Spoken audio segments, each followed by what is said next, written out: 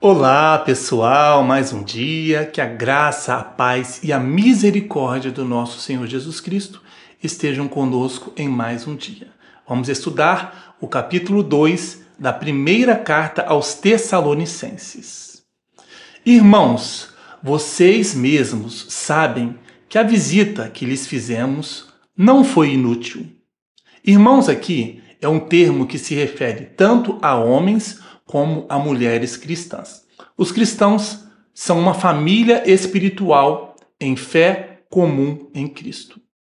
Versículo 2. Apesar de termos sido maltratados e insultados em Filipos, como vocês sabem, com a ajuda do nosso Deus, tivemos coragem de anunciar-lhes o Evangelho de Deus, em meio a muita luta. Vamos ver então sobre esta luta e perseguição que Paulo fala que sofreu antes de pregar o evangelho em Tessalônica. Ele sofreu uma perseguição em Filipos.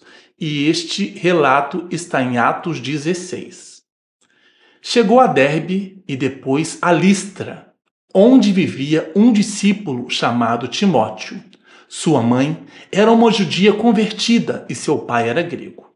Os irmãos de Listra e Icônio davam bom testemunho dele. Paulo, querendo levá-lo na viagem, circuncidou-o por causa dos judeus que viviam naquela região, pois todos sabiam que seu pai era grego. Nas cidades por onde passavam, transmitiam as decisões tomadas pelos apóstolos e presbíteros em Jerusalém, para que fossem obedecidas. Assim, as igrejas eram fortalecidas na fé e cresciam em número cada dia. Paulo e seus companheiros viajaram pela região da Frígia e da Galácia, tendo sido impedidos pelo Espírito Santo de pregar a palavra na província da Ásia. Quando chegaram à fronteira da Mísia, tentaram entrar na Bitínia, mas o Espírito de Jesus os impediu. Então, contornaram a Mísia e desceram a Troade. Durante a noite, Paulo teve uma visão, na qual um homem da Macedônia estava em pé e lhe suplicava: passe à Macedônia e ajude-nos. Depois que Paulo teve essa visão, preparamo-nos imediatamente para partir para a Macedônia, concluindo que Deus nos tinha chamado para lhes pregar o Evangelho. Partindo de Troade, navegamos diretamente para Samotrácia e no dia seguinte para Neápolis. Dali, partimos para Filipos, na Macedônia, que é colônia romana e a principal cidade daquele distrito. Ali ficamos vários dias. No sábado, saímos da cidade e fomos para a beira do rio, onde esperávamos encontrar um lugar de oração. Sentamo-nos e começamos a conversar com as mulheres que se haviam reunido ali. Uma das que ouviam era uma mulher temente a Deus chamada Lídia, vendedora de tecido de púrpura, da cidade de Tiatira. O Senhor abriu seu coração para atender a mensagem de Paulo. Tendo sido batizada, bem como os de sua casa, ela nos convidou dizendo: se os senhores me consideram uma crente no Senhor, venham ficar em minha casa. E nos convenceu. Certo dia, indo nós para o lugar de oração, encontramos uma escrava que tinha um espírito pelo qual predizia o futuro. Ela ganhava muito dinheiro para os seus senhores com adivinhações. Essa moça seguiu a Paulo e a nós gritando: estes homens são servos do Deus Altíssimo e lhes anunciam o caminho da salvação. Ela continuou fazendo isso por muitos dias. Finalmente, Paulo ficou indignado, voltou-se e disse ao Espírito: em nome de Jesus Cristo, eu lhe ordeno que saia dela. No mesmo instante, o Espírito a deixou. Percebendo que a sua esperança de lucro tinha se acabado, os donos da escrava agarraram Paulo e Silas e os arrastaram para a praça principal diante das autoridades. E, levando-os aos magistrados, disseram: estes homens são judeus e estão perturbando a nossa cidade, propagando costumes que a nós, romanos, não é permitido aceitar nem praticar. A multidão ajuntou-se contra Paulo e Silas, e os magistrados ordenaram que se lhe tirassem as roupas e fossem açoitados. Depois de serem severamente açoitados, foram lançados na prisão. o carcereiro recebeu instrução para vigiá-los com cuidado. Tendo recebido tais ordens, ele os lançou no cárcere interior e lhes prendeu os pés no tronco. Por volta da meia-noite, Paulo e Silas estavam orando e cantando hinos a Deus. Os outros presos os ouviam. De repente, houve um terremoto tão violento que os alicerces da prisão foram abalados e imediatamente todas as portas se abriram e as correntes de todos se soltaram. O carcereiro acordou e, vendo abertas as portas da prisão, desembainhou sua espada para se matar, porque pensava que os presos tivessem fugido. Mas Paulo gritou: "Não faça isso! Estamos todos aqui." O carcereiro pediu luz, entrou correndo e, trêmulo, prostrou-se diante de Paulo e Silas. Então levou-os para fora e perguntou: "Senhores, que devo fazer para ser salvo?" Eles responderam: "Creia no Senhor Jesus e serão salvos, você e os da sua casa." E pregaram a palavra de Deus a ele e a todos os de sua casa. Naquela mesma hora da noite, o carcereiro lavou as feridas deles. Em seguida, ele e todos os seus foram batizados. Então os levou para sua casa, serviu-lhes uma refeição e com todos os de sua casa alegrou-se muito por haver crido em Deus. Quando amanheceu, os magistrados mandaram seus soldados ao carcereiro com esta ordem: "Solte estes homens." O carcereiro disse a Paulo: "Os magistrados deram ordens para que você e Silas sejam libertados. Agora podem sair, vão em paz." Mas Paulo disse aos soldados: "Sendo nós cidadãos romanos, eles nos açoitaram publicamente sem processo formal e nos lançaram na prisão. E agora querem livrar-se de nós secretamente? Não. Venham eles mesmos e nos libertem." Os soldados relataram isso aos magistrados, os quais, ouvindo que Paulo e Silas eram romanos, ficaram atemorizados. Vieram para desculpar-se diante deles e, conduzindo-os para fora da prisão, pediram-lhes que saíssem da cidade. Depois de saírem da prisão, Paulo e Silas foram à casa de Lídia, onde se encontraram com os irmãos e os encorajaram, e então partiram. Observamos que sofreram perseguição em Filipos e depois em Tessalônica. Agora voltemos ao versículo 3 da carta de 1 aos Tessalonicenses. "Pois nossa exortação não tem origem no erro, nem em motivos impuros, nem temos intenção de enganá-los. Pelo contrário, como homens aprovados por Deus, a ponto de nos ter sido confiado por Ele o Evangelho, não falamos para agradar a pessoas, mas a Deus que prova os nossos corações. Vocês bem sabem, a nossa linguagem nunca foi de bajulação, nem de pretexto para a ganância. Deus é testemunha. Nem buscamos reconhecimento humano, quer de vocês, quer de outros.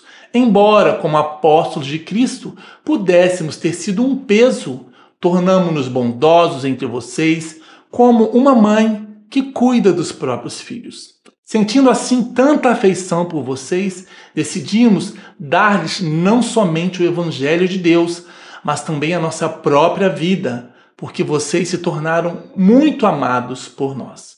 Irmãos, certamente vocês se lembram do nosso trabalho esgotante e da nossa fadiga. Trabalhamos noite e dia para não sermos pesados a ninguém, enquanto lhes pregávamos o Evangelho de Deus." Paulo compartilhava o Evangelho e a própria vida, sua conversão e experiências do Evangelho. Paulo e Silas pregaram o Evangelho de Deus aos Tessalonicenses sem pedir nenhum auxílio financeiro, trabalhando para não serem pesados. Estava claro que Paulo não estava pregando em troca de dinheiro, e isso provava que a sua mensagem era verdadeira. Paulo era fabricante de tendas por profissão.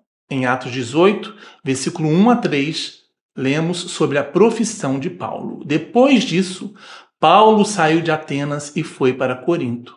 Ali encontrou um judeu chamado Áquila, natural do Ponto, que havia chegado recentemente da Itália com Priscila, sua mulher, pois Cláudio havia ordenado que todos os judeus saíssem de Roma.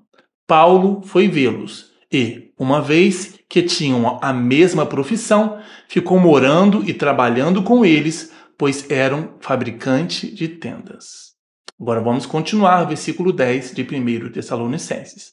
Tanto vocês como Deus são testemunhas de como nos portamos de maneira santa, justa e irrepreensível entre vocês, os que creem.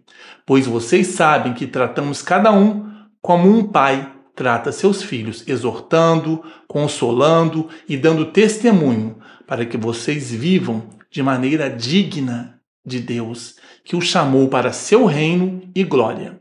Também agradecemos a Deus sem cessar, pois ao receberem de nossa parte a palavra de Deus, vocês a aceitaram não como palavra de homens, mas segundo verdadeiramente é, como palavra de Deus, que atua com eficácia em vocês, os que creem.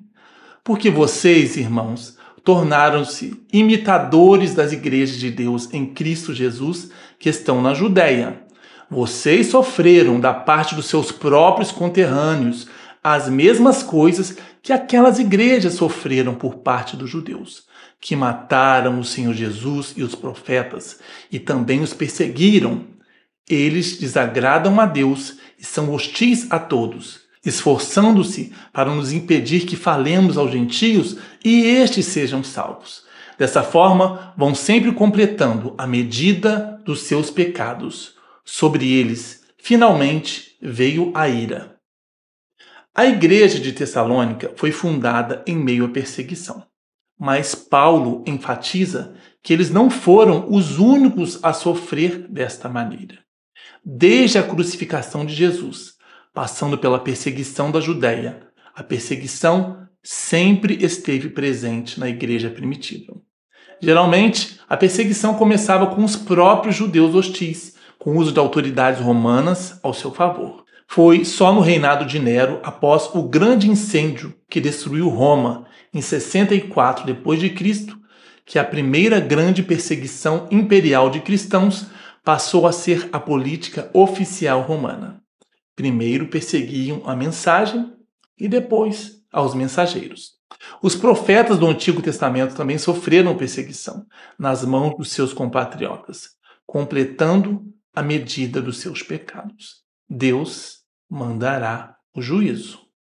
Versículo 17 de 1 Tessalonicenses. Nós, porém, irmãos, privados da companhia de vocês, por breve tempo em pessoa, mas não no coração, esforçamo-nos ainda mais para vê-los pessoalmente, pela saudade que temos de vocês. Quisemos visitá-los. Eu mesmo, Paulo, o quis, e não apenas uma vez, mas duas. Satanás, porém, nos impediu. Paulo desejava intensamente rever os Tessalonicenses. Satanás nos impediu. Provavelmente se refere à perseguição que Paulo estava enfrentando ou a uma enfermidade. Satanás é o adversário, aquele que se opõe a Deus, a seu plano e a seu povo. Após a perseguição em Tessalônica, Jason pagou a fiança aos oficiais da cidade e possivelmente teve que prometer que Paulo não pisaria mais ali. Os cristãos de Tessalônica tiveram que mandar Paulo e Silas às pressas durante a noite. Versículo 19. Pois quem é a nossa esperança? Alegria ou coroa, em que nos gloriamos perante o Senhor Jesus na sua vinda? Não são vocês? De fato, vocês são a nossa glória e a nossa alegria. A coroa faz referência à coroa de louros, usada na cabeça como recompensa pela vitória em competições esportivas gregas. Paulo considerava a igreja de Tessalônica a coroa de glória que seria vista na segunda vinda de Jesus. Até o próximo capítulo.